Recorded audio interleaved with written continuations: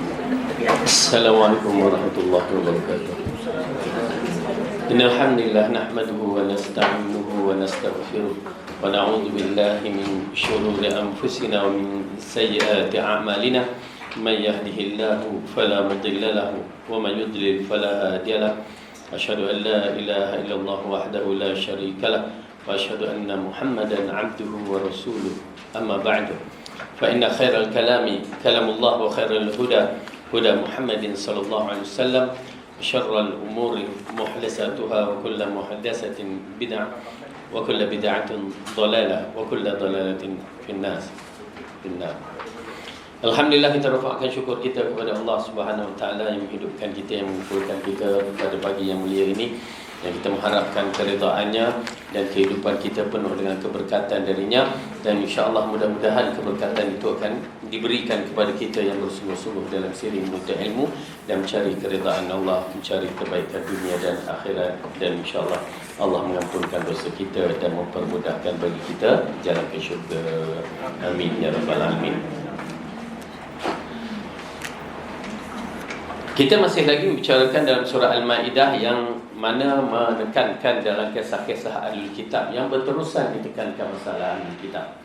Ya, dan kita dalam Al-Ma'idah ini memang akan bercerita banyak bab-bab Ahlul Kitab yang mana kita dah memahami bagaimana perangai Bani Israel ataupun perangai Yahudi yang berada di mata kita sekarang ni kan. Kenapa itu degil begitu dahsyat mereka lakukan terhadap orang Islam dan juga kepada manusia seluruhnya, kerana mereka merasakan mereka umat yang terbaik, sedangkan mereka asalnya memang tidak dinafikan mereka dahulu sebelum ataupun pada zaman Nabi Musa mereka adalah umat yang terbaik. Tetapi setelah mereka mengingkari dan membunuh para nabi, dan akhirnya Allah turunkan Rasul yang terakhir, dan Allah mengangkatkan kita adalah umat yang terbaik. Kuntum khairu ummatin ukhrijat linnas. Ya, Allah mengatakan sendiri bahawa kamu wahai umat Muhammad adalah umat yang terbaik yang dikeluarkan untuk manusia. Alhamdulillah. Ingat, cuma kita pastikan apa yang perlu kita ikut Rasulullah sallallahu alaihi wasallam untuk menetapkan kedudukan kita sebagai umat yang terbaik. Kerana Bani Israel dah lari, menyebabkan umat itu bertukar tangan, dan akhirnya umat Muhammad ini menjadi umat yang terbaik apabila dia mengikut rentak-rentak yang Rasulullah ajar.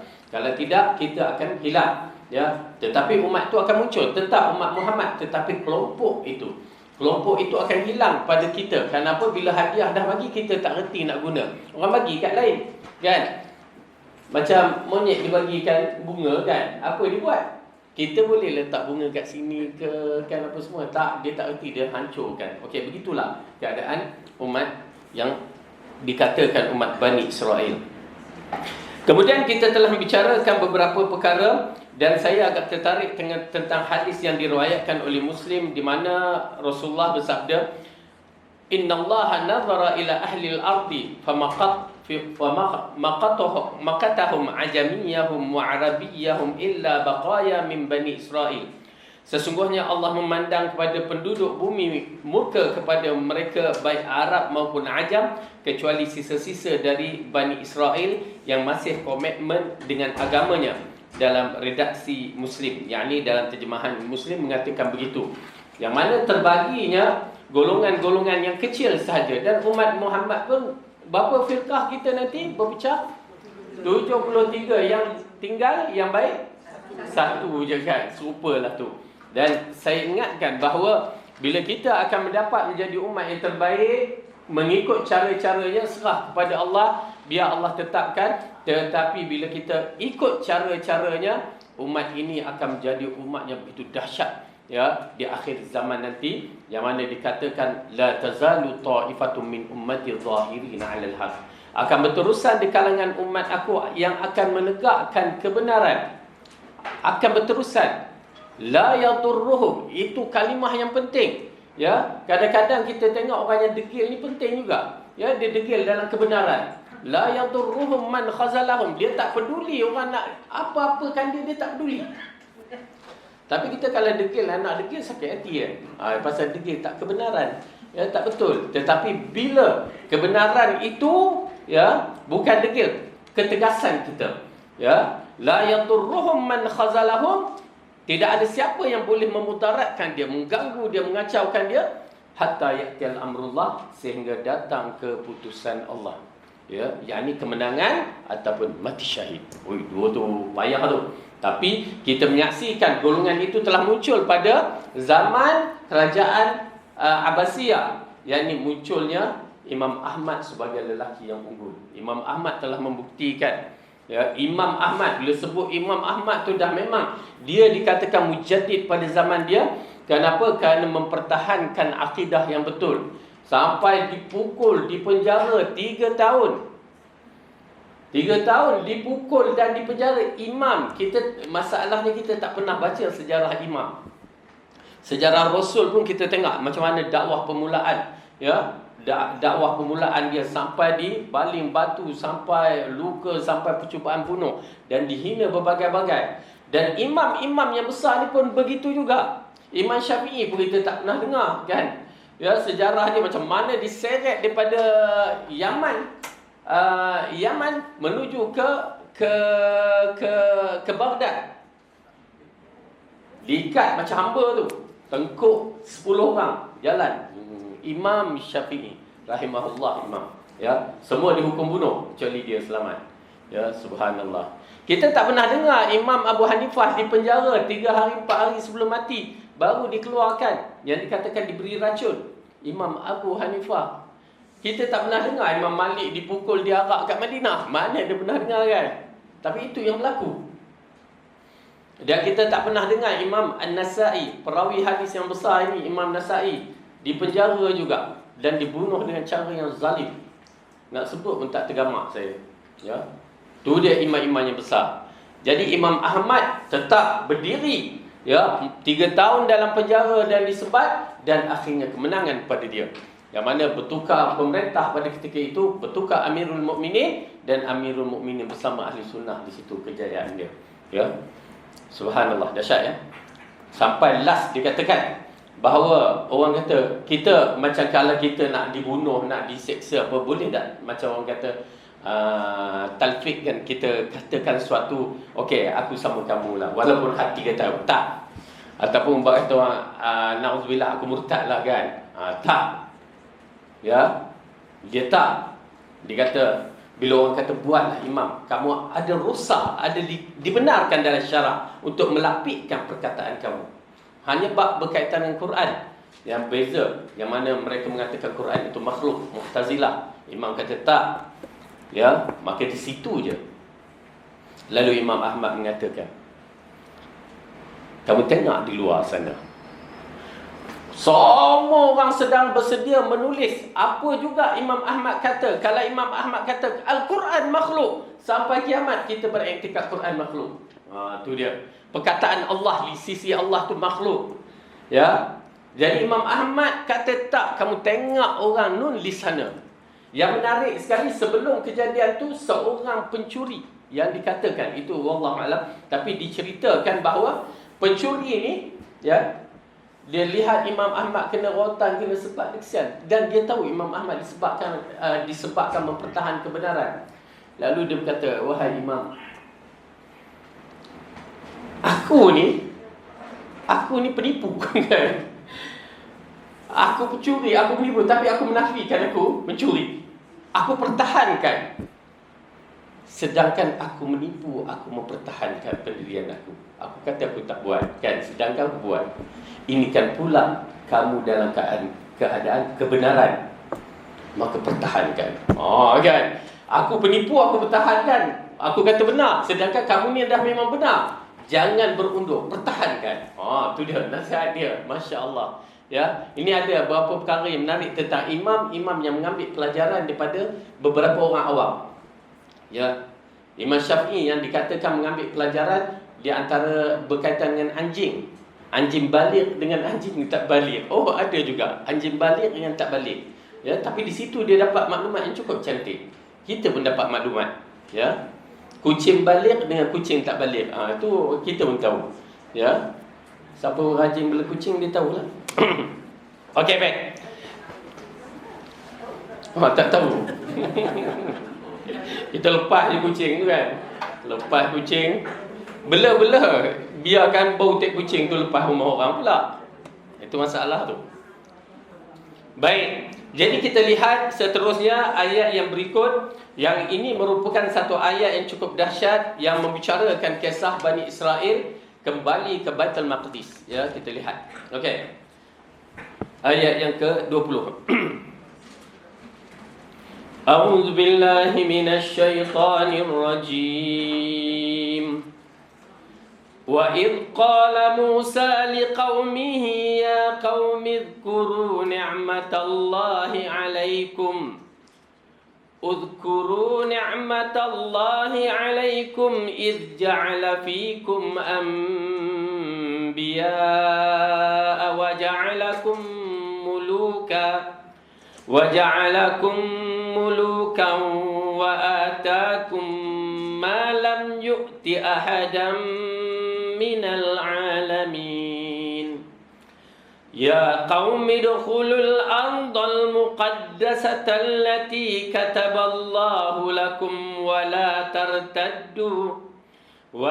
ترتدوا على أدباركم فتنقلبوا خاسرين. Dan ingatlah ketika Musa berkata kepada kaumnya, hai kaumku, ingatlah nikmat Allah atasmu ketika Dia mengangkat nabi-nabi di antaramu dan dijadikannya kamu orang-orang yang merdeka dan diberikannya kepadamu apa yang belum pernah diberikannya kepada seorang pun di antara umat-umat yang lain. Hai kaumku, masuklah ke tanah suci, yakni Palestin, yang telah ditentukan oleh Allah bagimu, dan janganlah kamu lari ke belakang kerana takut kepada musuh, maka kamu menjadi orang-orang yang merugi. Baik.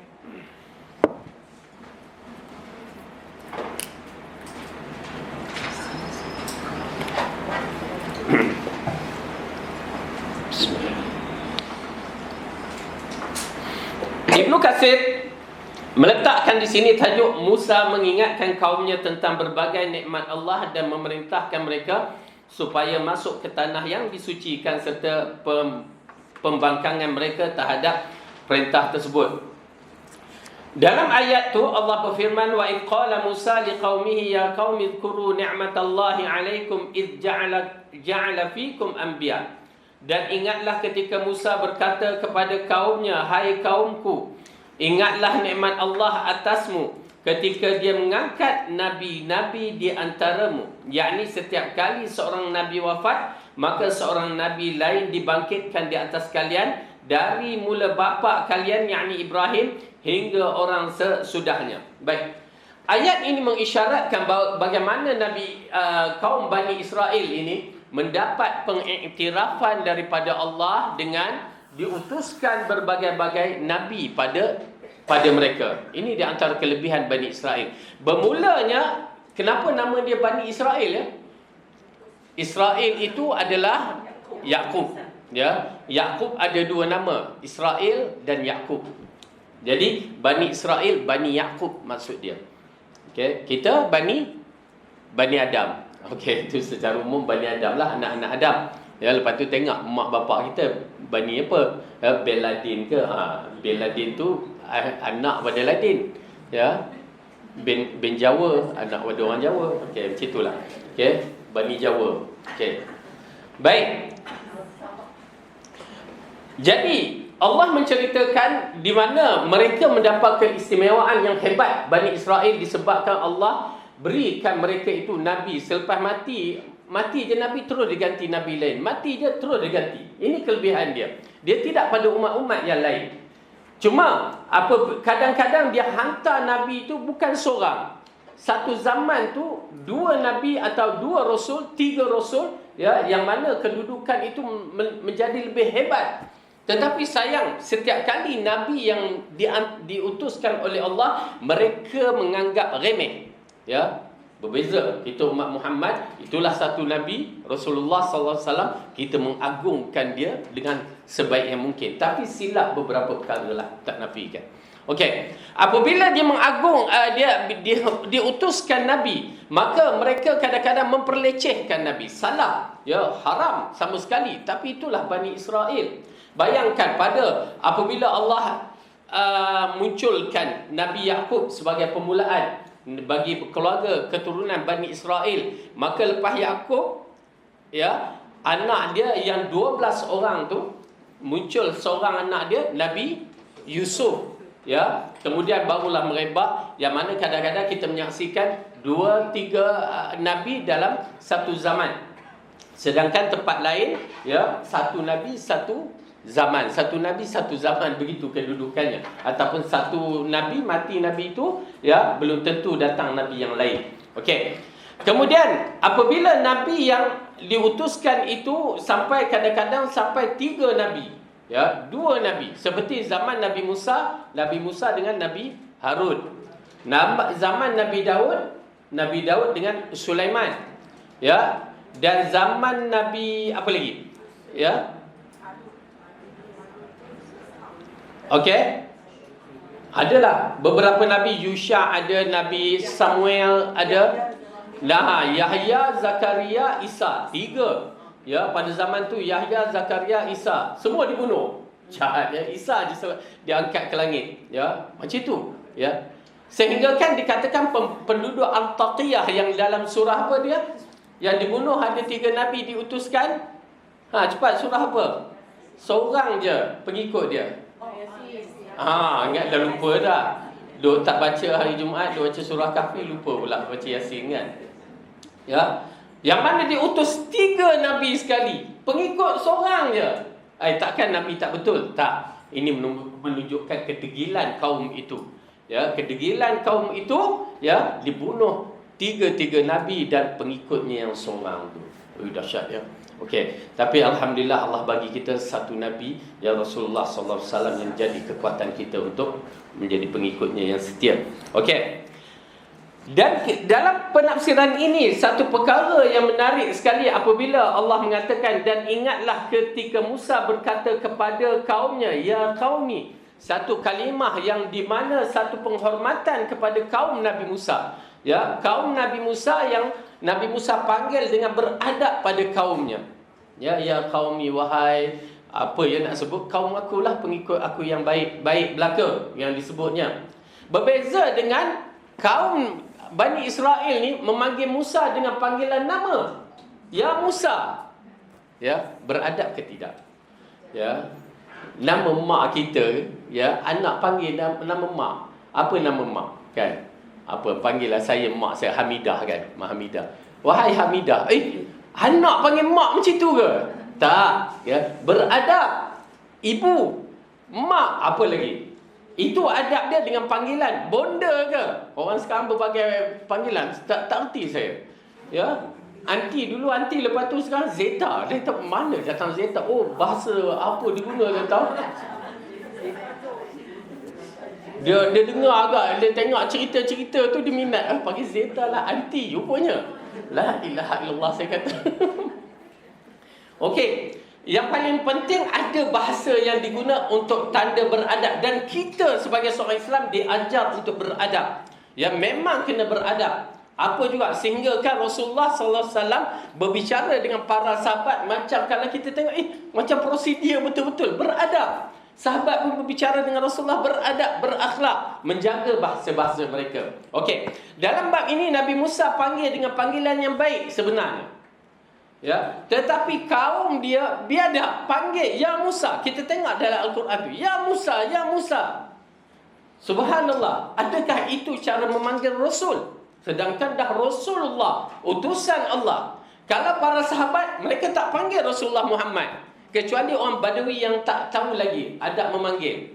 Ya, dipanggil wahai Muhammad. Begitu. Tetapi pada Rasulullah, sahabat semua panggil ya Rasulullah. Itu adab dia. Nampak ada perbezaan antara Bani Israel dengan umat Muhammad. Memang adalah kelompok yang kecil, tapi mereka tak nak yang kelompok kecil. Mereka nak kelompok mereka panggil macam tu je. Ya, biadab. Okey. Jadi Nabi Musa alaihissalam mengatakan, dan ingatlah ketika Musa berkata kepada kaumnya, hai kaumku, ingatlah nikmat Allah atasmu ketika dia mengangkat nabi-nabi di antaramu. Ya, dikaitkan dalam ayat ini mengisyaratkan kepada kita bahawa bagaimana Allah telah mengarahkan Musa suruh ingat nikmat-nikmat. Ya, semua banyak nikmat. Kenapa? Nikmat yang Allah bagikan kepada kita yang disebutkan dalam Al-Quran, kalau nak kira memang tak tahu dah. Ya, sampai hari ini nyawa kita bertahan ni atas nikmat dan rahmat Allah. Allah bagi kepada kita. Kena bersyukur. Ya, sampai kita boleh datang ke kelas begini merupakan nikmat. Nikmat-nikmat yang dimiliki oleh Bani Israel. Satu nikmat pada zaman dia, dan kita nikmat-nikmat di zaman kita, ya, dengan cara kita. Tapi ingat ya, tuan-tuan dan puan-puan, nikmat-nikmat di zaman kita ini sebenarnya kalau dibawa di zaman dahulu, ui, gila. Kata orang sekarang ni, gila kan? Memang gila-gila. Fir'aun tak tahu ada LRT. Mana tahu? Kalau dia tahu ada LRT, ada kapal terbang, ui, memang dia nak sangat-sangat. Fir'aun kan? Tapi tak ada zaman dia. Tapi itu nikmat zaman kita. Oleh kerana tu, bersyukur elok ya. Kita saksikan apa yang Allah bicarakan. Apabila Allah mengatakan begitu, ya, pertama pelantikan para nabi yang dilantikkannya, dan juga supaya sentiasa mengingati nikmat Allah. Oleh kerana itu nikmat Allah sentiasa kita kena bersyukur. Allah bagi tahu bila kita nak tahu nikmat itu berharga ke tidak. Nikmat sihat waktu kita sakit. Ya, waktu sakit tak dapat datang kelas, Allah rasanya kan sedih, dapat live pun tak apa, tengok live pun tak ada kan. Ini merupakan satu nikmat. Nikmat waktu kita senang, waktu kita susah. Di antara yang menarik sekali, waktu PKP adalah merupakan satu nikmat yang besar waktu kita macam ni. Ya, bila PKP datang, semua duk murung. Ya, duk murung. Berapa orang mati yang bunuh diri waktu PKP? Ya, ramai. Ya, tak tahulah sebab apa. Ya, mungkin sebab selalu pagi keluar, petang balik. Ini pagi duduk dengar lenteh bini, petang tak boleh keluar.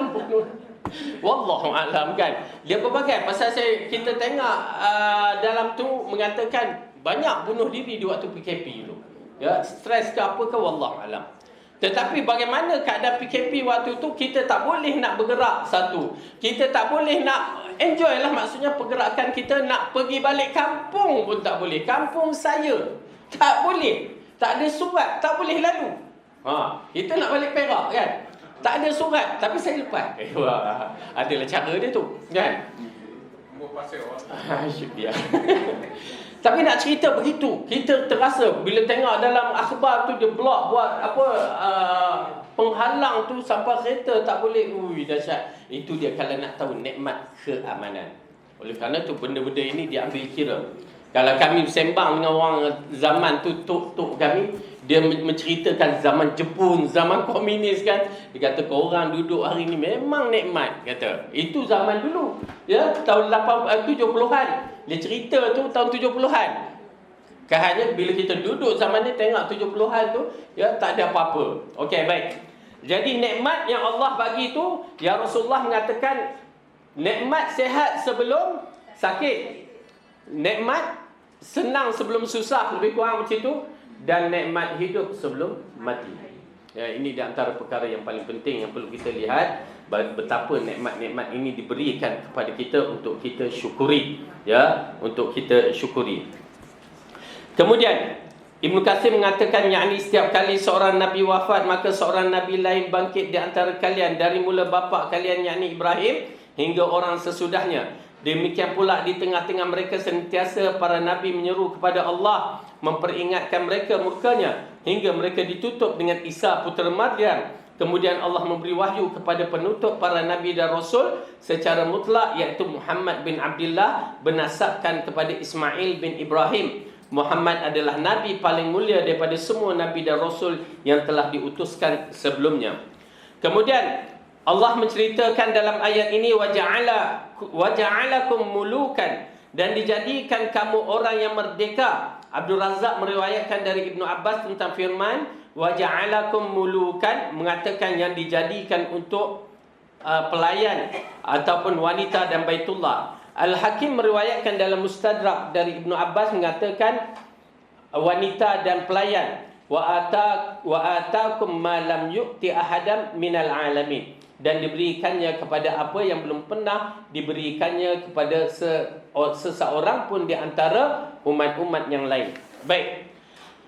Ayat ini menceritakan bagaimana Allah telah memberikan nikmat yang banyak kepada Bani Israel. Lepas tu ditambahkan satu perkara yang paling penting, wa ja'alakum mulukan wa atakum ma lam yu'ti ahadan minal alamin, dan dia telah menjadikan kamu bebas merdeka. Kan Bani Israel apa berlaku? Ya, Bani Israel menjadi hamba kepada Firaun. Berapa lama? Lama sangat.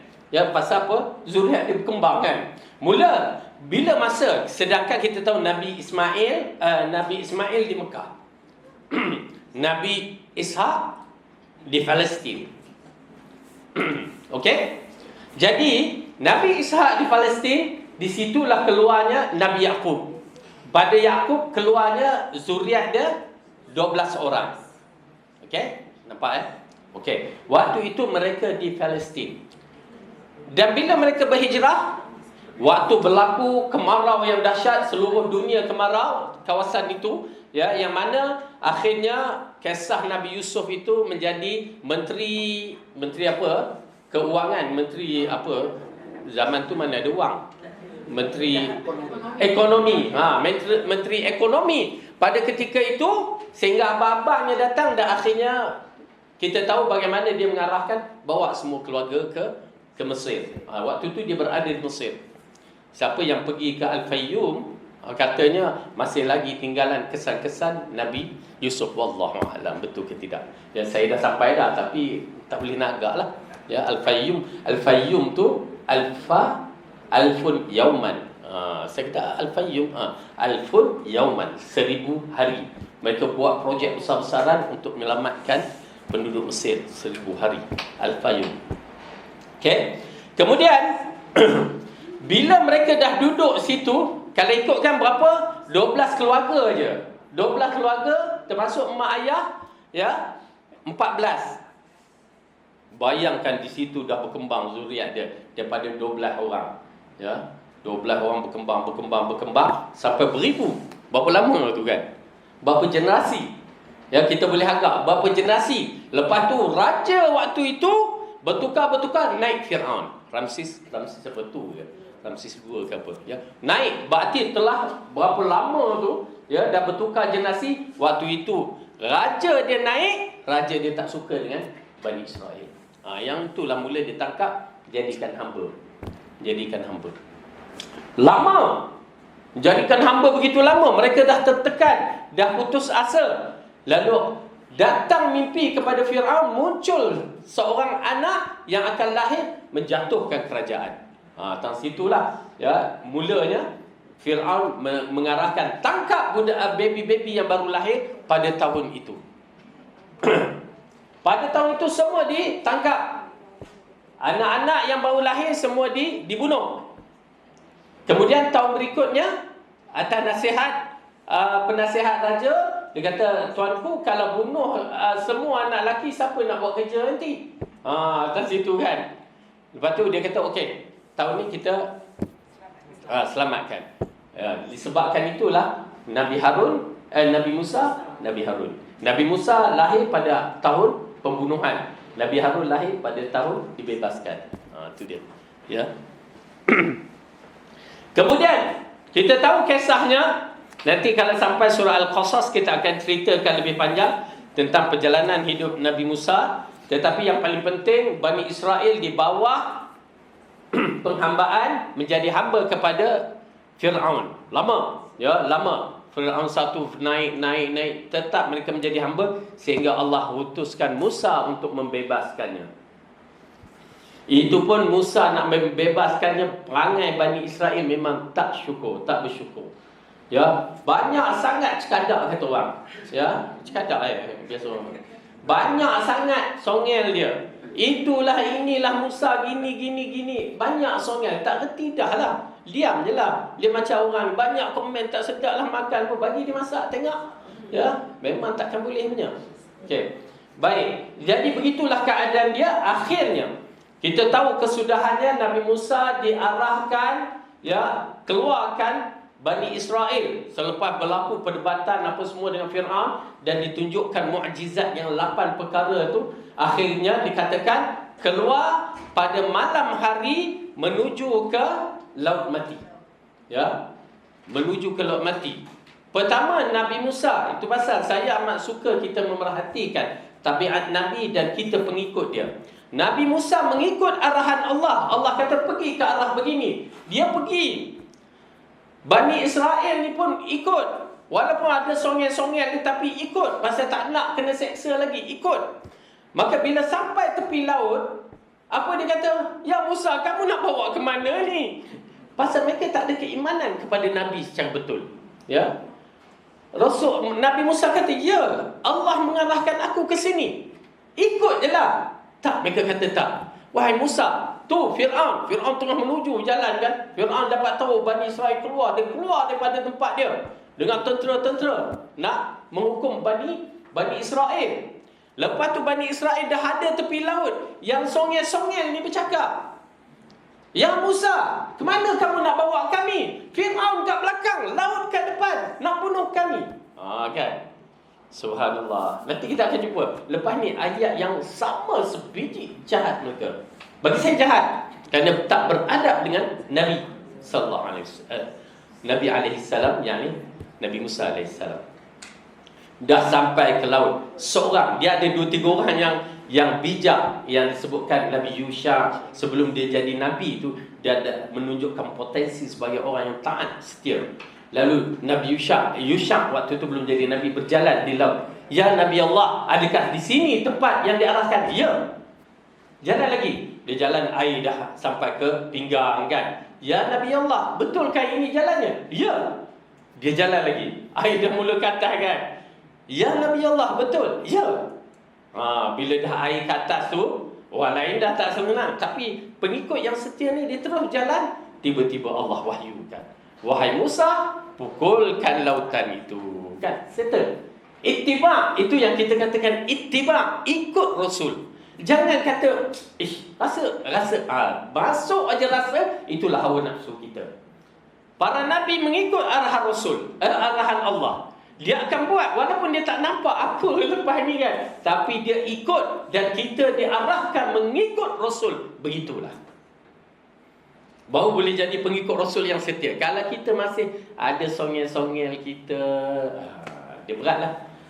Walaupun Rasulullah sallallahu alaihi wasallam, ya, kena berhati-hati. Walaupun kita tak hidup di zaman dia, ya, kita berada di akhir umat ini, tetap ittiba' Rasul. Nanti kita akan cerita bagaimana orang tak ikut, sikit dia tak ikut, hancur. Dia macam perang Uhud, sikit dia tersilap, hancur. Sebab langgar arahan Rasul sikit je. Subhanallah, ya. Okey. Maka terbelah laut. Ya, terbelah laut. Yang kita cerita tu bila terbelah, masing-masing dah excited sangat nak lari, pergilah berjalan. Waktu itu Allah jadikan cukup menarik. Lautan menjadi kering dengan kering yang boleh jalan dengan cantik. Bayangkan tuan-tuan dan perempuan, dia berjalan tu kiri kanan laut yang terbelah setinggi bukit, gunung. Agak nampak ikan macam kita berjalan di akuarium kan. Nampak jalan. Lepas tu bila dah nak sampai tu, mereka dah kelang kabut, masih lagi songel dengan Nabi Musa. Ya, dah sampai dah. Kamu sabarlah, tunggulah arahan seterusnya. Ya, bising pada Nabi Musa. Fir'aun dah on the way kan. Ya. Lalu Allah kata, wahai Musa, pukul balik laut. Itu yang tenggelam. Alhamdulillah, tenggelam. Dah habis dah selamat. Tengok ada mukjizat Nabi Musa, tengok ada. Tapi kenapa lepas tu kita tengok di antara ayat yang disebutkan, jelas Allah menceritakan perangai mereka ni, la ilaha illallah. Ya, dalam surah Al-A'raf, rasanya pernah kita baca dah.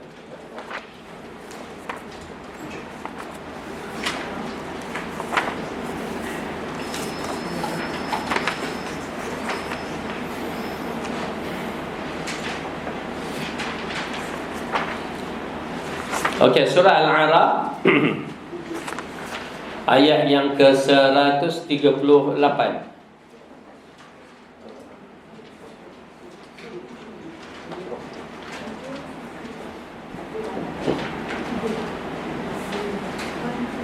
Ayat 138 surah ke-7. A'udzu billahi minasy syaithanir rajim. Wajawazna bi bani Israil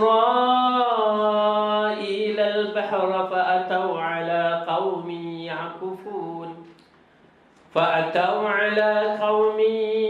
ya'kufun ala asnamin lahum.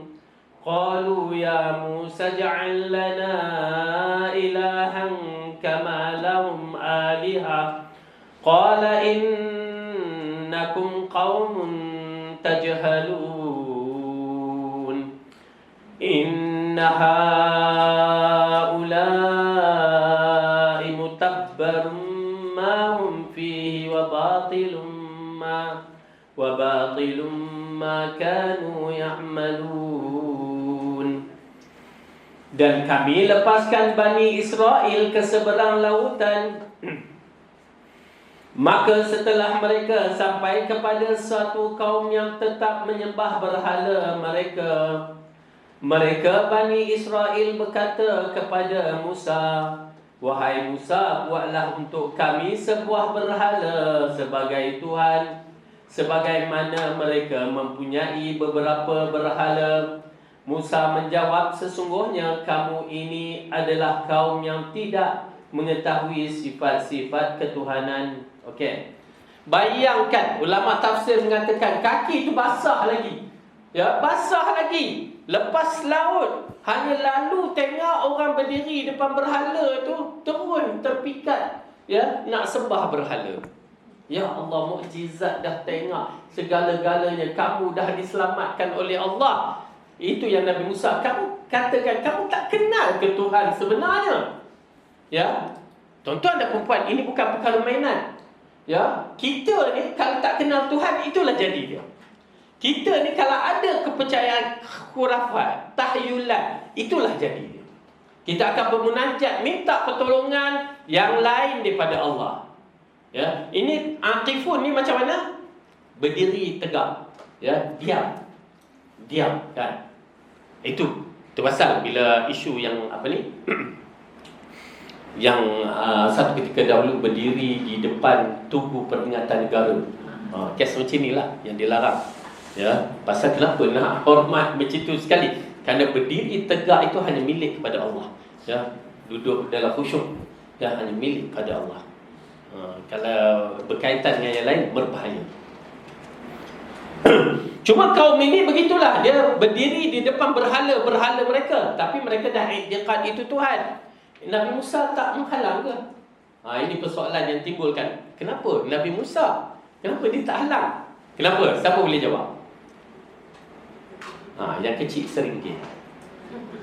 Siapa dia? Dia? Tak, yang ni. Ayat ni belum lagi tu. Oi, lajunya. Okey. Ini disebabkan, ya, yang Rasulullah kata setiap kaum ada nabi-nya sendiri. Nabi Musa Bani Israel, bukan kaum ini. Tu pasal dia tak masuk campur.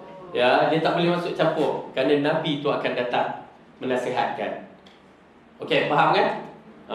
Nabi Musa ada kaum dia, yakni kaum dia Bani Israel, yang itu kaum dia tersendiri. Tapi pada zaman yang sama, ya, berarti itu ada nabi dia sendiri. Kerana setiap kaum ada nabinya sendiri. Kalau kaum tu orang Malaysia, bahasa nabi tu bahasa Malaysia. Okey, bahasa Melayu. Okey, kalau orang nabi kaum tu kaum Jawa, nabi dia bangsa Jawa, kan? Itu zaman, ikut zaman lah. Ya, ikut sebelum kemunculan Rasulullah sallallahu alaihi wasallam. Tapi selepas kemunculan Rasulullah, ada tak nabi? Tak ada. Tapi ada yang mengaku nabi. Kan? Itu penyakit dia. Ya. Dan ingat, saya tertarik dengan satu perkara yang dituliskan oleh siapa tu, Ikram tu. Yang Muhammad Ikram tu berkaitan dengan agama baru di Malaysia ni, ada yang tak mengaku Nabi, tapi dia secara kasar dia telah berisytihar dia Nabi. Misalnya dia katakan saya mendapat mimpi kan, mengarahkan buat begini. Itu menunjukkan itu dia dah mengaku dirinya Nabi, seolah-olah itu wahyu.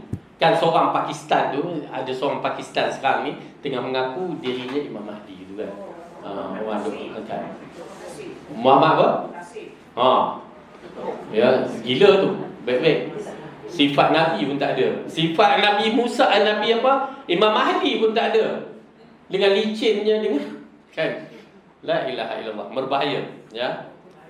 Okey, ala kulli hal nak menceritakan bagaimana kaum ini, kaum Bani Israel baru je melintas dan melihat mukjizat Nabi Allah Musa, tetapi terus berubah nak menyembah Tuhan yang lain. Nak buat dia nak Tuhan tu tertonggok depan mata tu. Ya, tertenggek depan mata tu. Ya, macam itu sekali kebodohan yang ada. Kadang-kadang itu yang kita mengatakan masyarakat kita, ya, masyarakat manusia ni, dia cipta botol, dia sembah botol. Dia cipta batu, dia sembah batu. Dia cipta berhala yang begitu cantik dihias, dia sembah. Sedangkan yang kuat dia. Macam mana dia boleh sembah benda yang begitu? Ini satu masalah, ya. Masalah. Okey. Dan di sini kita kena kenal kalimah Allah ataupun Rabb dengan sebaik-baiknya. Bila kita bicara kalimah Allah, bukan sebarangan. Itu pasal bila kita sebut kalimah Rabb, dalam hati kita ni dah kemuncak keagungan Allah, kehebatan Allah, dan segala-galanya dah kena ada dalam hati. Tuan-tuan dan puan-puan, saya minta latihkan diri kita. Bila sebut kalimah Allah, ada perasaan gerut, ada perasaan agung. Macam mana saya nak terang, saya tak tahu. Tapi perasaan tu ada. Ya, kita buat, kita akan rasa. Bila di situ, bila kita sebut kalimah Allah, kalimah Rabb, lain. Seronok rasanya. Rasa kemanisan kalimah Rabb itu muncul. Pasal kita dah tahu bahawa kalimah ini hanya milik kepada pencipta, milik pada Allah. Dan kita akan merasa kehebatan dia, kegerunan, ketakutan, apa lagi? Keagungan, kerinduan, semua muncul. Ya, semua muncul bila disebutkan kalimah Allah. Ya, itu yang kita nak. Baik. Oleh kerana itu bila kita dah kenal Allah, kita tak akan ambil benda-benda yang macam ni. Terpaksa bila kita kenal Allah sebagai yang memberi manfaat, yang mencegah daripada mudarat, kita tak akan percaya perkara-perkara khurafat, perkara-perkara syirik. Akan secara automatik kita kena tinggalkan. Dia akan datang ganggu, tapi kita kena tinggalkan. Tidak ada sial pada burung, tidak ada sial pada binatang, tidak ada. Ya, dulu berbagai-bagai sial muncul pada masyarakat kita. Mula kita pakai tangkal. Ya, ingat dah tangkal kuning kadang-kadang. Ya. Haram hukumnya kerana kita dah mengatakan tangkal itu akan mencegahkan diri kita. Bila kita merasa kekurangan apa, kita ambil hantu raya sebagai pembantu. Jin. Ya. Allah kata siapa yang ambil jin di kalangan manusia, mengambil bantuan daripada jin, wa mazadahum illa rahaqa. Dia tidak menambahkan melainkan kesesatan. Ya, orang dulu terkenal ambil hantu raya, buat kerja benda. Ya Allah, kan tak payah ambil orang luar buat kerja benda, tak payah bayar gaji, tak payah ambil visa apa semua kan, dan senang hantu raya je buat kerja. Katanya lah, wallah malam, saya bukan tahu hakikat. Hanya cerita-cerita. Kita mendapat cerita-cerita. Pasal kecil-kecil kita duduk kampung selalu dengar benda-benda ni. Jahat saya katakan. Umur saya dalam 14 tahun takut lagi benda. Kematian saya datang, kematian malam tu, nak balik takut. Dah naik basikal. Pakcik tolong hantar takut. Dun, dalam otak ni hantu ni. Yang Pontianak apa semua ada. Jahat tu. Na'udzubillah min dzalik. Alhamdulillah sunnah Allah bagi tunjuk kita hilang benda-benda ni. Memang takut. Jalan pula daripada simpang tu nak ke sampai rumah tengah malam ada satu pokok jati. Kamu bila pokok jati? Ya? Hantu bergayut kat situ lah apalah, la ilaha illallah. Jahat tu.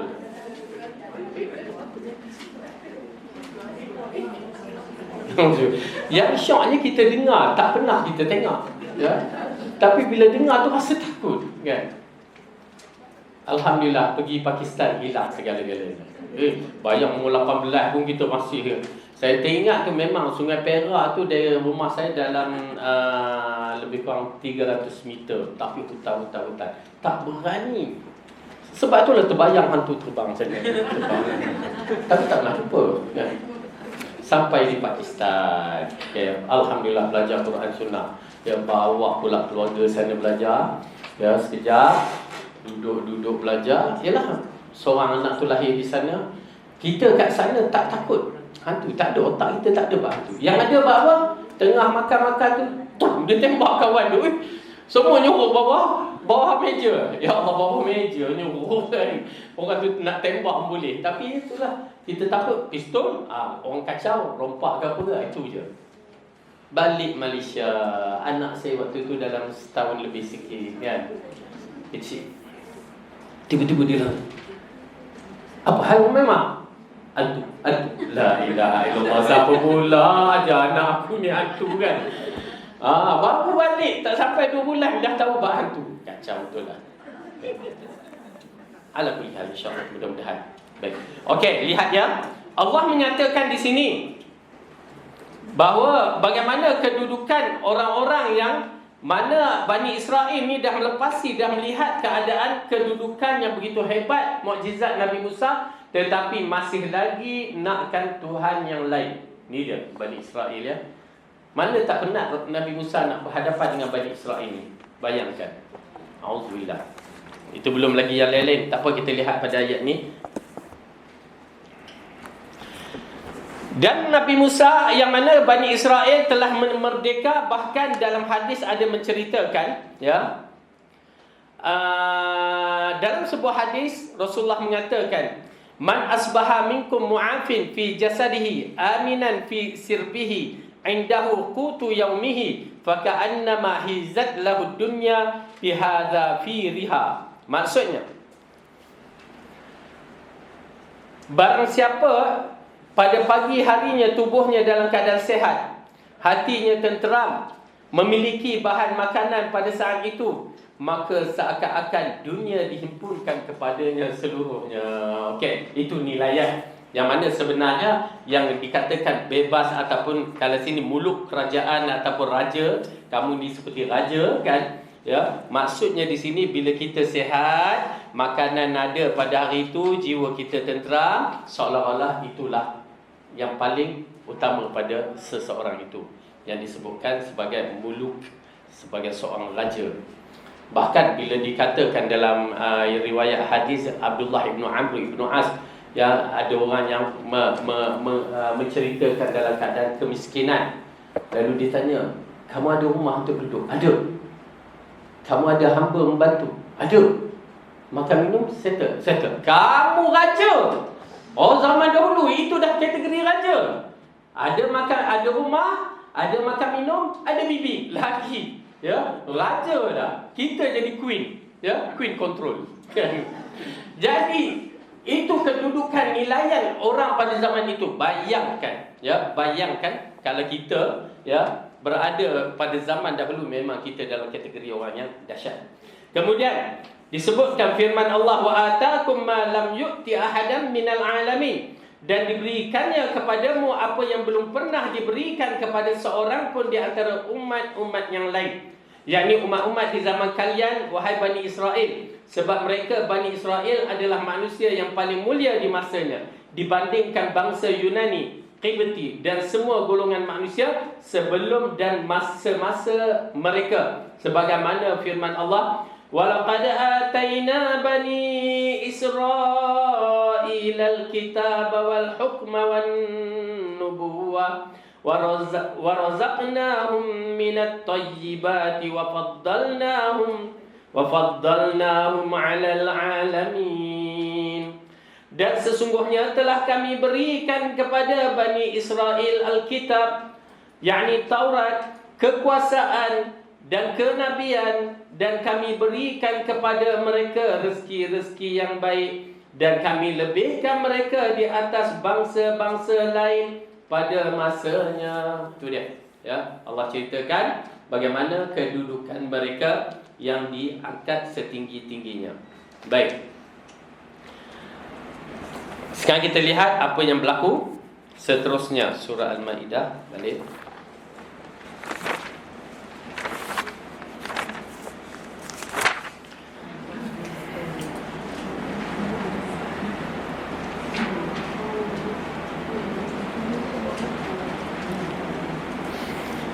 Saya agak tertarik bila di kalangan ulama' mentafsirkan bagaimana kedudukan kita di zaman ini terlampau nikmat besar. Itu dia bagi misal, kalau Fir'aun hidup di zaman ni habis, dia ada jet sendiri, ada apa lagi kan. Tapi dia hidup zaman tu, tapi dia rasa dah gah dah, hebat dah. Walaupun tak ada jet, tak ada bas pun, tak ada kereta pun kan. Tapi dia dah rasa hebat, menunjukkan kita sebenarnya kalau kita hidup di zaman Fir'aun tu, ya, kita raja daripada Fir'aun. Dia sudut harta kita, kehebatan kita. Tapi ialah mengikut zaman masing-masing. Baik, Allah mengatakan, Ya qaumi dukhulu ya qaumi dukhulul arda muqaddasatan allati kataballahu lakum wa la tartaddu ala adbarikum fatanqalibu khasirin. Wahai kaumku, masuklah ke tanah suci Palestin yang telah ditentukan Allah bagimu, dan janganlah kamu lari ke belakang kerana takut kepada musuh, maka kamu menjadi orang yang rugi. Okey. Yang mana Allah menceritakan di sini bahawa Nabi Musa telah memberitahu kepada Bani Israel kedudukan bumi Palestin ataupun bumi yang diberkatkan. Menjadi perselisihan ulama, bumi yang diberkat ni yang sebenarnya besar mana? Ya, adakah Baitul Maqdis itu saja ataupun Masjidil Haram, Masjidil Nabawi, tanah haram, dua tanah haram tu, ya. Berselisih pandangan ulama, namun kita menghormati kerana pandangan itu mengatakan sampai di Sungai Furat tu sampai ke Palestin. Ya, wallahu alam. Namun yang ada di dalam Al-Quran dan hadis mengisyaratkan di sini 3 tanah suci kita, Baitullah ataupun Masjidil Makkah, kemudian Madinah, dan kemudian Al-Aqsa yang kelilingnya, Palestin lah di sana kita sebut. Baik, ini dia 3 tempat. Dan tempatnya istimewa dalam Makkah dan Madinah ini adalah Masjidil Haram, Masjidil Nabawi dan juga Masjidil Aqsa. Apa kelebihan dia? Masjidil Haram kalau kita solat berapa? 100,000. Okey, ikut prosedur yang diarahkan oleh Allah. Kenapa ya? Saya ingat haji tahun 98 waktu saya handle group, ya. Di Mina mana ada hotel waktu tu? Satu hotel buruk ada satu. Dan kita dapat. Kami pula package A waktu tu, kan? Kita dapat hotel yang paling buruk kan, tapi paling cantik lah bagi mereka, kan? Yang mana tanda dia la ilaha illallah, hanya Allah yang tahu. Tapi ada tanda. Tak macam zaman sekarang ni kan. Okey. Dia seorang hamba Allah tu, dia kata, Ustaz, saya nak balik ke Mekah. Pasal Mekah, hotel Hilton tu dia duduk. Waktu ayam tasyrik 10, 11, 12, 13 tu kan. 11, 12, 13. Okey. Ayam tasyrik, kalau kita nak duduk bermalam kat mana afdal? Mina. Belum, tak pas khusus haji lagi ni. Tak boleh pergi. Kat Mina. Duduk kat bermalam di Mina. Sunnah mabit di dalam Mina. Ya. Masjidil Haram, pahala 100,000. Mana afdal? Duduk Mina ke Masjidil Haram? Ya, betul. 100,000. Ya, pasal itu ayammu yang hari yang disunnahkan kita duduk di Mina, maka duduk di Mina. Jangan bagi alasan. Kita dah faham dah, bila dia bagi alasan tak selesa sebenarnya. Tapi apa? Walau dia bagi alasan dengan kata solat di Masjidil Haram 100,000. Dahsyat ya. Dia bagi dalil tu, sedangkan Rasulullah tahu tak kelebihan tu? Kerana Rasulullah yang sebut. Tapi kenapa Rasulullah tak pergi pada ayam tasyrik? Menunjukkan bahawa di Mina pada ketika itu lebih afdal daripada Masjidil Haram. Okey, jadi Masjidil Haram walau dia 100,000, okey. Dan kelebihan Masjidil Haram lagi apa dia? Ada tempat itulah. Kaabah dengan tawaf sa'i. Lagi bab solat. Sorry? Ya, tidak ada waktu haram solat je lah. Ya. Solat apa juga solat yang sunnah, jangan buat solat yang tak sunnah, tu je. Okey. Kemudian Masjidil Nabawi berapa lama? Berapa pahala dia? 1,000. Okey, 1,000 betul. Okey, tu rajin pergi umrah tu. Tu tanda tahu tu. Dekat Madinah ada tempat yang dapat pahala lebih. Apa lagi? Itu dalam Masjid Nabawi lain. Aywa, Masjid Quba. Berapa pahala? Seperti umrah. Okey. Boleh pergi haji dah insya-Allah. Okey, tu dia. Dan Masjidil Aqsa. Masjidil Aqsa yang mana dalam gambaran kita? Yang mana satu tu? Ya? Yang tak ada. Bukan warna kuning tu. Semua salah Siapa yang sangka warna kuning itu salah, itu bukan Masjidil Aqsa. Itu dom apa? Rock tu kan. Tapi Masjidil Aqsa solat dia berapa pahala? 500. Rajin pergi. Kami tak sampai lagi. Nak sampai juga insya-Allah. Okey, 500. InsyaAllah kita pergi nanti. Okey. Saya cadangkan travel tu buat apa ke Turki. Baru dia pun nak buat kan. InsyaAllah saya akan pergi Turki juga nanti kot. Wallahualam. Ala kulli hal, nak ceritakan bahawa itu 3 tempat yang diberkatkan berdalilkan dengan ayat Al-Quran. Ayat Al-Quran yang menyebutkan Masjidil Aqsa yang diberkatkan itu dalam surah Al-Isra. Cuba buka surah tu.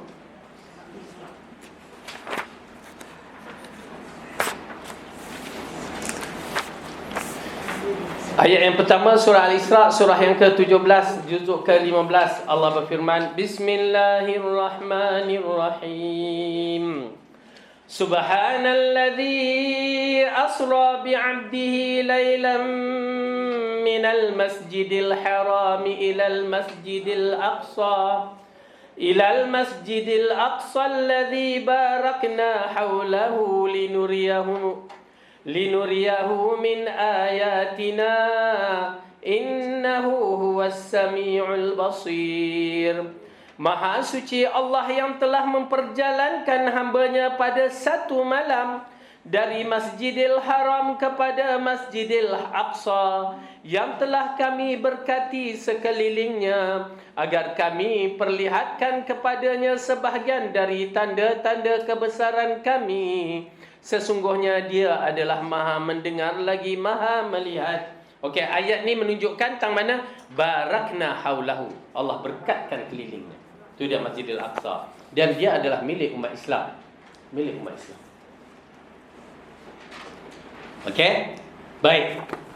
Lalu Allah menceritakan dalam ayat ini, ya, apabila Nabi Musa mengarahkan kepada mereka. Mana ayat tadi? Hai kaumku, masuklah ke tanah suci Palestin yang telah ditentukan Allah bagimu, dan jangan kamu lari ke belakang kerana takut kepada musuh. Okey. Sebelum tu, setelah kita dah ceritakan bagaimana mereka lepas dah kan daripada lautan itu, dan mereka tengok orang tu tengah menyembah berhala, lalu Nabi Musa dah tegur dah, kamu kena kenal pencipta kamu dengan sebenar. Lalu mereka pun ikut Nabi Musa. Maka perjalanan jauh, ya. Perjalanan kalau kita tak ada map kat sini, ya, macam mana perjalanan yang dilalui oleh Nabi Musa jauh, ya, tapi mereka masih lagi taat sampai di kawasan Tursina, yang mana kita tahu Nabi Musa pergi ke sana selama 40 hari, kan. Di saat itu dia melantikkan siapa dia? Nabi Harun sebagai wakil, dan Nabi Harun ni tak dia punya hebat, kekuatan, ketegasan macam Nabi Musa.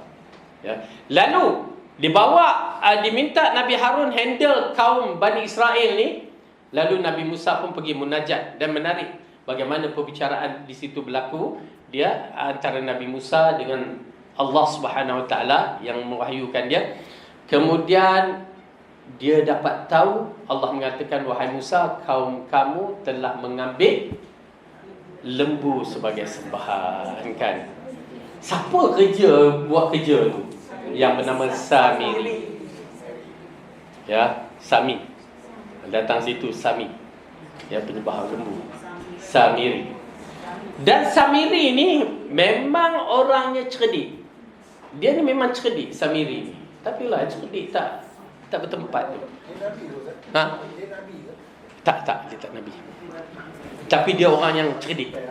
Yang dikatakan dia di antara orang yang hebat di kalangan Bani Israel, dan minda dia cerdik. Dia ada kemahiran dia sendiri.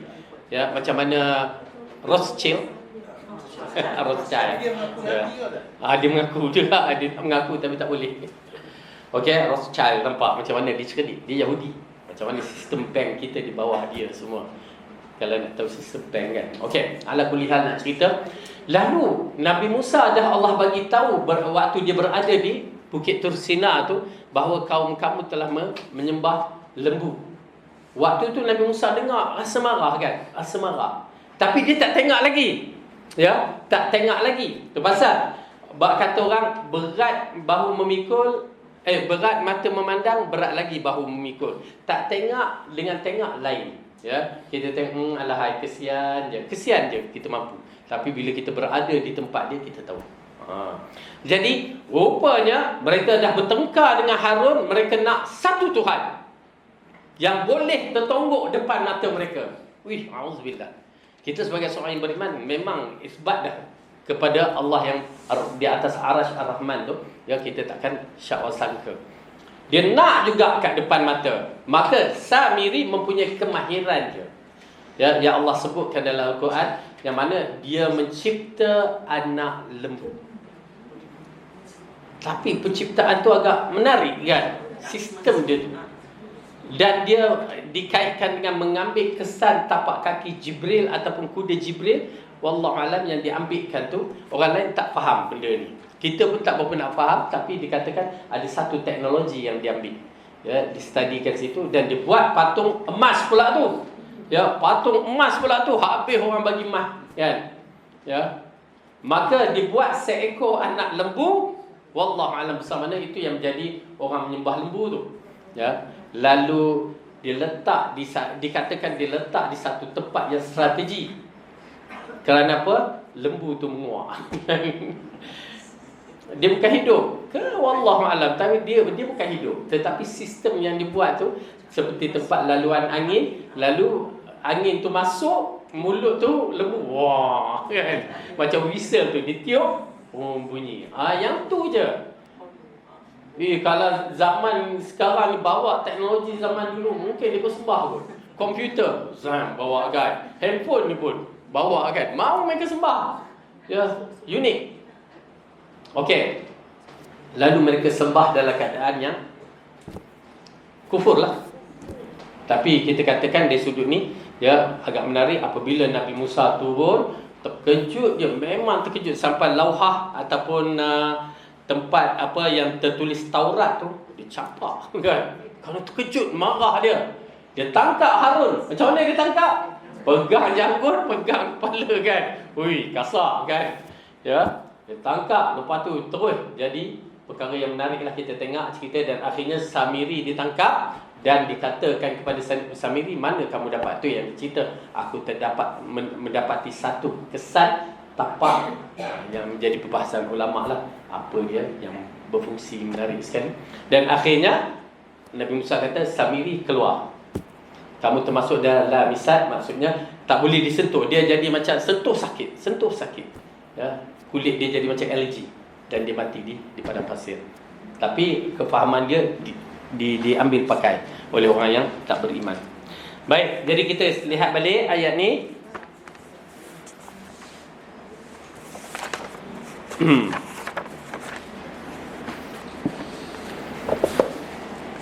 Apabila Allah mengatakan dalam ayat ini, wahai Musa, ya qaumi dukhulul arda muqaddasatan allati kataballahu lakum. Kataballahu lakum menjadi perbahasan ulama, maksudnya ia telah diberikan untuk kamu ataupun dia telah ditetapkan untuk kamu.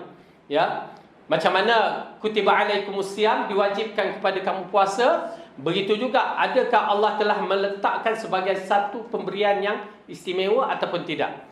Jadi ini menjadi perbahasan ulama. Cuma Allah telah memberikan kepada mereka peruntukan, kalau kamu beriman, inilah tempat kamu. Yang menjadi hujah ini, kataballahu lakum wala tartaddu ala adbarikum fatanqalibu khasirin. Dan janganlah wahai kaumku masuklah ke tanah suci Palestin yang telah ditentukan oleh Allah bagimu, dan jangan kamu lari ke belakang kerana takut kepada musuh, maka kamu menjadi orang yang rugi. Okey, sekarang Allah dah tetapkan kalau kamu pergi masuk tu, inilah tempat kamu. Agak-agak kita macam mana? Excited lah, dah lepas daripada Fir'aun. Alhamdulillah, kita nak merdeka sekarang ni, kan? Nak merdeka.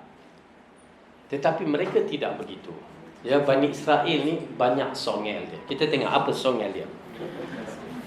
Qalu ya Musa inna fiha qauman jabbarin wa inna lan nadkhulaha hatta yakhruju minha fa in yakhruju minha fa inna dakhilun. Mereka berkata, wahai Musa, sesungguhnya dalam negeri itu ada orang-orang yang gagah perkasa. Sesungguhnya kami sekali-kali tidak akan memasukinya sebelum mereka keluar daripadanya. Jika mereka keluar daripadanya, pasti kami akan memasukinya. Okey, apa dia kata? Nabi Musa kata masuk, kerana Allah yang mengarahkan kamu masuk. Masuk aja. Ya, masuk aja, insya-Allah menang. Tapi disebabkan ada orang yang dikatakan gagah, kuat, mereka takut, tak nak masuk. Bukan nak suruh perang berkeras-keras sangat, masuk aja dulu, tak nak. Itu dia, degil Bani Israel ni. Kalau kita menyaksikan para sahabat radhiyallahu anhu masuk, dan muncul 2-3 orang yang soleh di sini yang disebutkan Yusha bin Nun. Ya, lelaki ini cukup dahsyat sehingga naik pangkat di Nabi. Kita lihat bagaimana Allah menceritakan ni. Bayangkan mereka dah lari daripada Mesir, dah selamat, alhamdulillah, Firaun dah mati. Just pergi ke sana, kita membina sebuah negara yang baru ataupun tempat yang baru. Tu je, pergilah masuk, ya. Tempat baru kita ni Allah dah kata kat sinilah. Tak nak, sebab ada orang tu jahat, orang tu kuat. Kita nak halau orang kuat tu lah, ya. Masuk aja. Kalau kita tengok Nabi Musa cakap masuk, bukan pergi perang, ya. Bukan pergi perang, masuk je. Bila masuk, di situ akan datang kemenangan. Tapi mereka tak nak masuk dah satu bab, menjawab pula tu satu bab. Anak kita kalau tak buat kerja satu bab, anak kita dah bercucu lah kan. Okay, anak kita kalau tak buat kerja, kita dah marah. Menjawab, mau tangan naik, kan? Menghentak kaki, mau kaki naik, kan? Tu dia kedudukan. Ini dah tak nak masuk, menjawab pula. Menjawab dia pula tu apa dia? Mereka berkata, wahai Musa, sesungguhnya dalam negeri ini ada orang yang gagah perkasa. Sesungguhnya kami sekali-kali, nampak ya, kalimah lan ni selama-lamanya kami tak nak masuk. Jahat.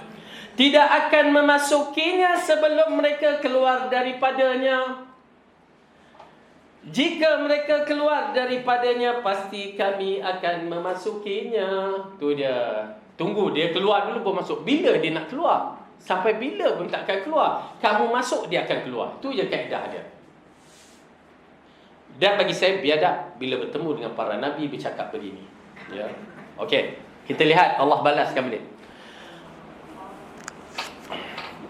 Qala rajulani minal ladhina yakhafuna an'ama Allahu 'alaihim adkhulu 'alaihimul bab fa idza dakhaltumuhu fa innakum ghalibun wa 'ala Allahi fatawakkalu in kuntum mu'minin.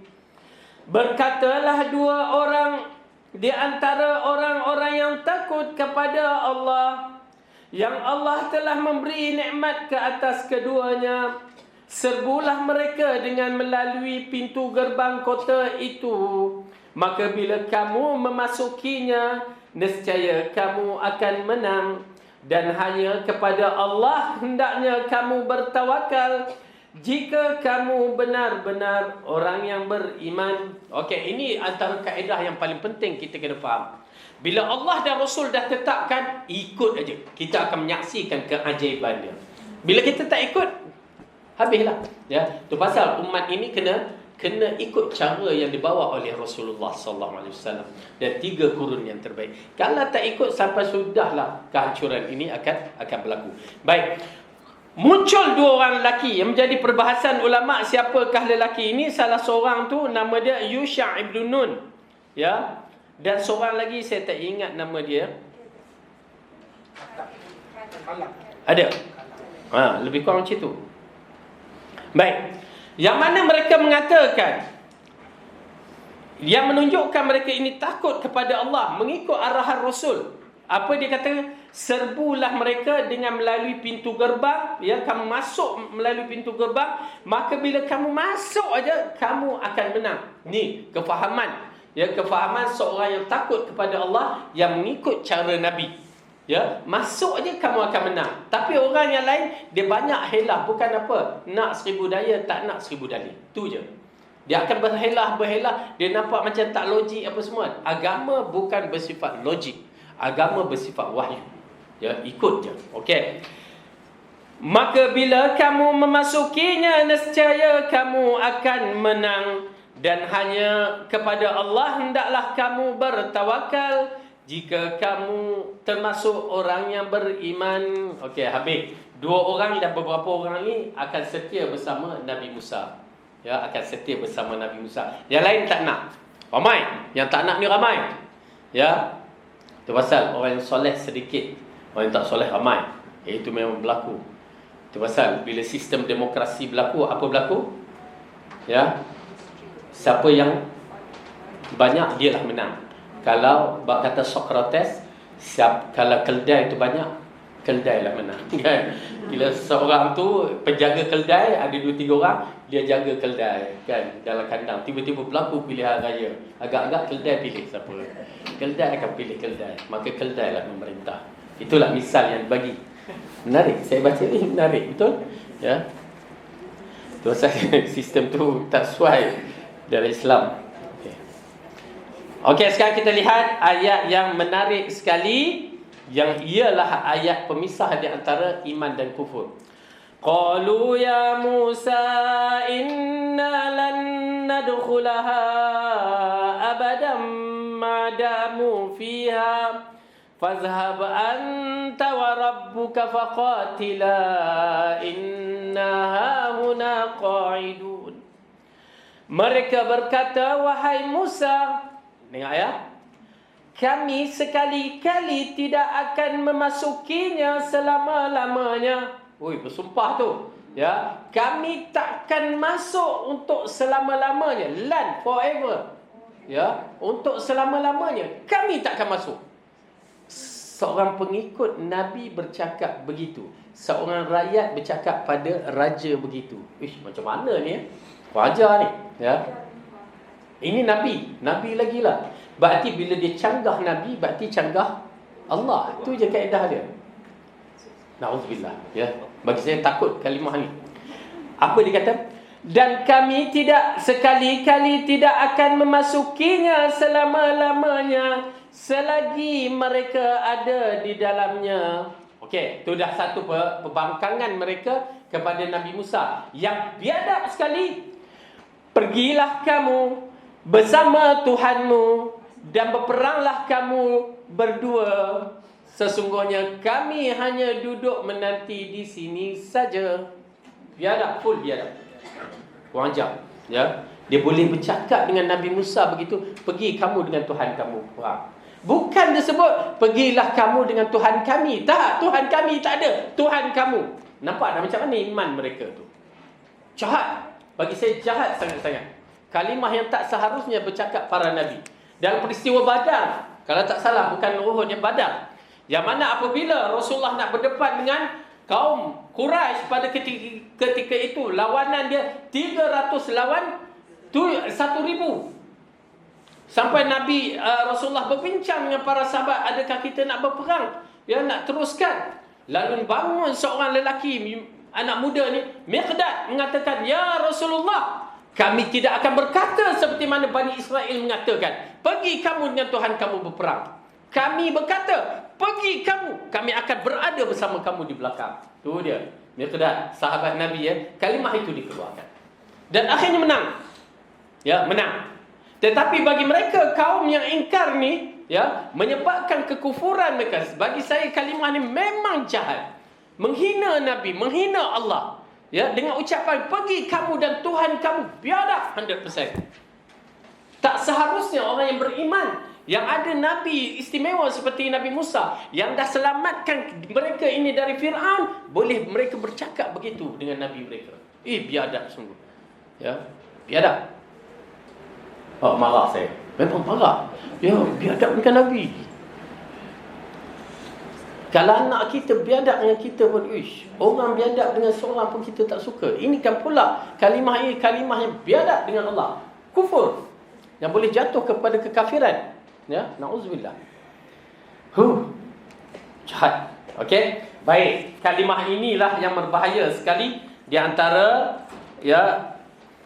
kalimah yang diucapkan. Okey, kita lihat bagaimana sedikit Ibn Katsir mengupaskan berkaitan dua orang yang bercakap, khutbah Yusha' dan Kalib tentang jihad, ya.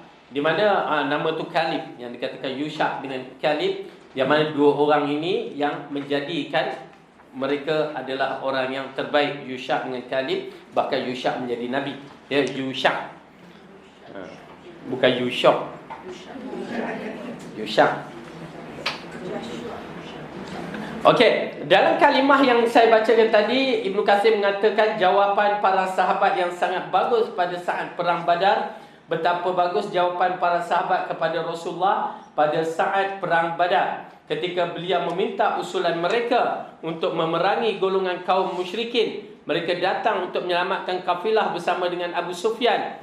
Ketika kafilah sudah lolos dan kaum musyrikin sudah dekat dengan mereka, sementara mereka berjumlah antara 900 hingga 1000 orang dengan membawa bekalan senjata dan kekuatan yang lengkap, maka Abu Bakar berbicara dengan sangat baik. Kemudian sahabat di kalangan muhajirin berbicara, dan Rasulullah mengatakan, berikan usulan kepadaku wahai kaum muslimin. Beliau tidaklah mengatakan demikian kecuali untuk mengetahui apa yang akan dikatakan oleh kaum Ansar, kerana mereka adalah majoriti pada saat itu, sementara penghadang kafilah sebanyak mendatang manfaat adalah kaum muhajirin. Maka Sa'ad ibn Mu'az, salah seorang pemuka kaum Ansar, berkata, seperti engkau mengarahkan perbicaraan kepada kami wahai Rasulullah, demi zat yang mengutuskanmu dengan membawa kebenaran, seandainya engkau meminta kepada kami untuk menyeberangi lautan ini, nescaya kami menyeberangi bersamamu. Tidak seorang pun kami akan mundur. Kami tidak membenci, bahkan suka bila engkau menghadapkan kami kepada musuh besok hari.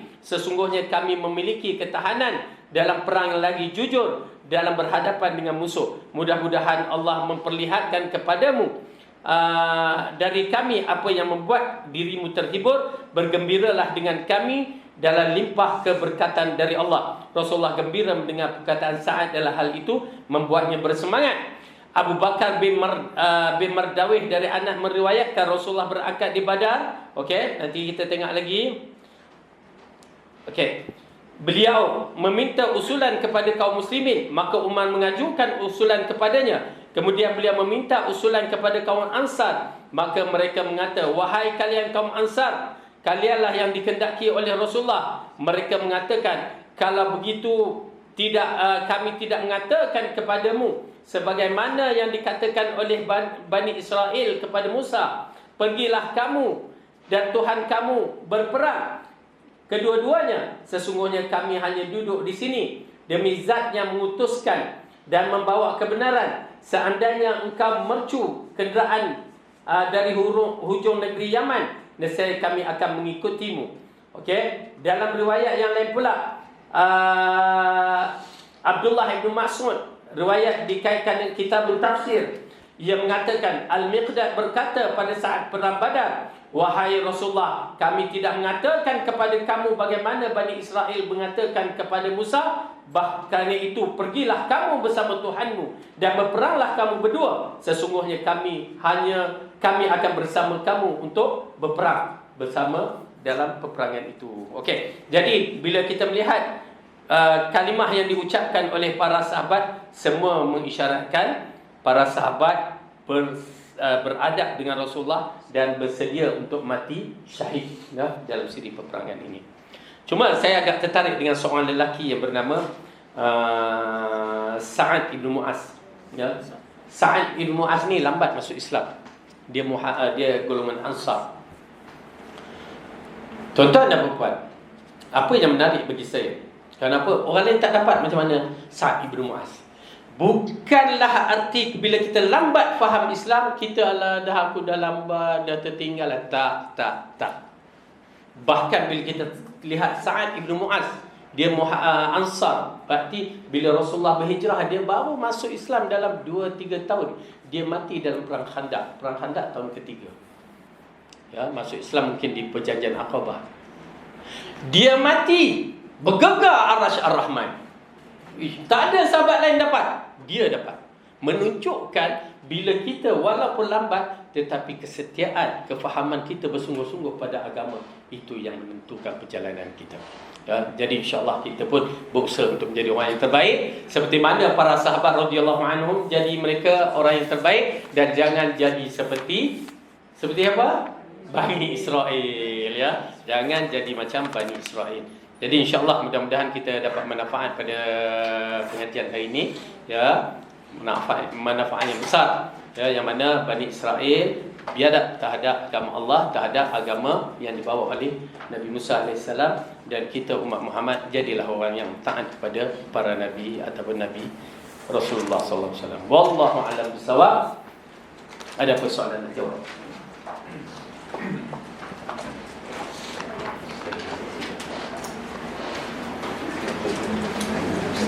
Ada? Ya. Ustaz, yang tadi ayat kata Ustaz cakap Musa tidak menghalang permintaan Bani Israel. Kenapa dia tak halang bila Bani Israel minta dibuatkan berhala?